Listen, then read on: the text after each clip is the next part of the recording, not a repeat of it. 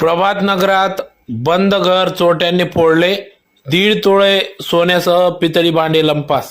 देवपूर परिसरातील प्रभात नगर येथील बंद घर चोरट्यांनी फोडून दागिनेसह घरातील पितळी भांडे असा लाखोंचा ऐवज लांबविल्याची घटना आज सकाळी उघडकीस आली। घटनेची माहिती मिळताच देवपूर पोलीस निरीक्षक धनंजय पाटील यांच्यासह पोलीस पथक दाखल झाले।